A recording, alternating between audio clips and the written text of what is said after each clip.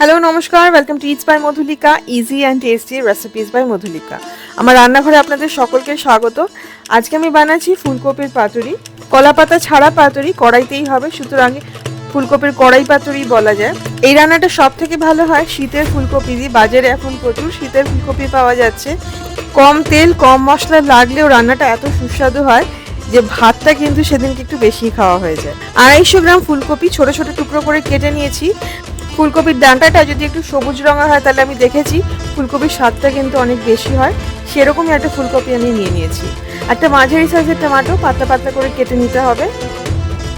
একটা পেস্ট বানাতে হবে, তার জন্য প্রথমেই কাঁচা লঙ্কা নিয়ে নিচ্ছি 1টা থেকে 2টো, ঝাল হলে একটাতেই হবে।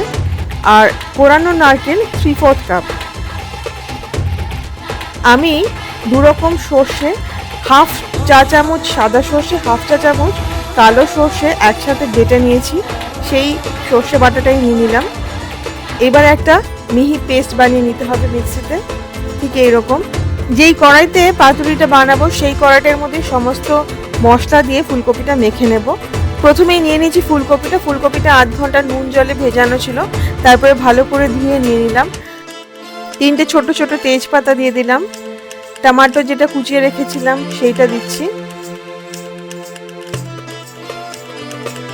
নুন দিয়ে দেবো স্বাদ মতো, হাফ চা চামচ নুন দিয়ে দিয়েছি। 1/4 চা চামচ নুন দুবার দিলাম, সুতরাং হাফ চা চামচ নুনই আমি দিলাম, আপনারা আপনাদের স্বাদ মতো দেবেন।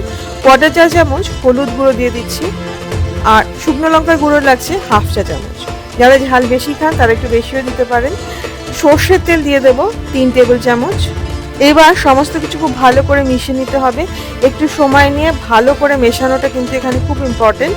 প্রত্যেকটা রান্নার উপকরণের লিস্ট রেসিপির নিচে ডেসক্রিপশন বক্সে দেওয়া থাকে, আর দেওয়া থাকে বেশ কিছু ভালো রেসিপির লিঙ্কে ক্লিক করলে রেসিপিগুলো দেখা যায়। দেখে ভালো লাগলে অবশ্যই ট্রাই করবেন, কমেন্ট করবেন, লাইক এবং শেয়ার করবেন। ফুলকপি মাখা কড়াইতে এবার গ্যাসে বসিয়ে 5 থেকে 7 মিনিট ঢাকা দিয়ে একদম কম আঁচে রান্না করতে হবে। 7 মিনিট বাদে ঢাকাটা খুলে দেখুন কতটা জল বেরিয়েছে। ভালো করে একবার নেড়ে মিশিয়ে দিতে হবে।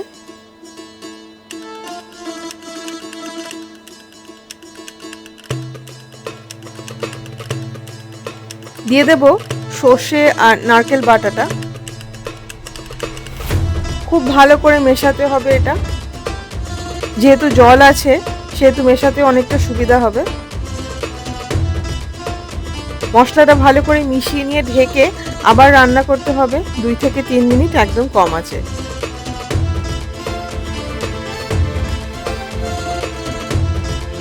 2 থেকে 3 মিনিট বাদে আবার একবার ভালো করে নেড়ে নেবেন, দেখে নেবেন ফুলকপিটা কিন্তু পুরো সিদ্ধ হয়ে গেছে। ফুলকপিটা একদম গলে গেলে আমার ভালো লাগে না, এই ফুলকপিটা একদম পারফেক্টলি সিদ্ধ হয়েছে। যদি আপনারা একদম গলা ফুলকপি চান, ফুলকপিটা একদম গলে যাবে, তাহলে আরও 2-3 মিনিট রান্না করবে। এবারে দিয়ে দেবো চিনি 1 চা চামচ, দিয়ে ভালো করে মিশিয়ে নেব। এই রান্নাটা একটু মিষ্টি মিষ্টি হলেই ভালো লাগে, নারকেলে কিন্তু অলরেডি অনেকটাই মিষ্টি হবে, তাছাড়া চিনি তো পড়ছেই। দিয়ে দেবো কাঁচা লঙ্কা 4টে থেকে 5টা, ঝাল অনুযায়ী দেবেন। যদি আপনারা ঝাল বেশি খান তাহলে কিন্তু লঙ্কাটা কুচিয়ে দিলেও ভালো লাগবে। সর্ষের তেল, কাঁচা সর্ষের তেল দিয়ে দেবো লাস্টে 1 টেবিল চামচ। আর দেবো ধনেপাতা হাফ কাপ। ধনেপাতাটা দিলে কিন্তু টেস্টটা ভীষণ ভালো আসে। ধনেপাতাটা দিয়ে খুব ভালো করে মেশাতে হবে এবং ভেজে নিতে হবে আরও 2 মিনিট মতো। খেয়াল রাখবেন রান্নাটা যাতে একটু জল না থাকে, পুরোটা যাতে ভাজা ভাজা হয়। এটা যত ভাজা ভাজা হবে ততই কিন্তু খেতে ভালো হবে। তৈরি হয়ে গেল ফুলকপির কড়াই পাতুরি। ভাতের সাথে, গরম ভাতের সাথে খেতে এটা ভীষণ ভালো লাগে, রুটির সাথেও খাওয়া যায়।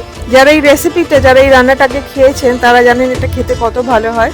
যারা খাননি তারা ঠিক এইভাবে অবশ্যই বানাবেন, ট্রাই করবেন এবং আমাকে কমেন্ট করে জানাবেন যে আপনাদের কেমন লাগলো। ভালো লাগলে লাইক ও শেয়ার করবেন। ইটস বাই মধুলিকা অবশ্যই সাবস্ক্রাইব করবেন। সাবস্ক্রাইব করার সময় বেল আইকনটি প্রেস করলে আমি যখনই কোনো রেসিপি পোস্ট করব প্রথম নোটিফিকেশন আপনার কাছেই যাবে। দেখা হচ্ছে খুব শিগগিরই একটি নতুন রেসিপির সাথে। Happy cooking, thank you.